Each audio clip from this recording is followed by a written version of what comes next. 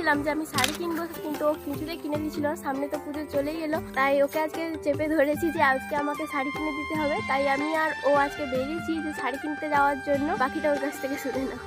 So hello guys, আসলে বউ কয়েকদিন ধরে বলছিল যে আমি শাড়ি কিনতে যাবো, কারণ পুজো আসছে সামনে। আমারও সময় হচ্ছিল না হাতে, কারণ অনেক কাজের ব্যস্ততার। আজকে দুজনে মিলে বেরিয়ে পড়েছি শাড়ি কিনতে যাব। তো কোথায় যাই শাড়ি কিনতে আর কি শাড়ি কিনে আনি, ব্লগটা কন্টিনিউ দেখতে থাকো, দেখতে পাবে।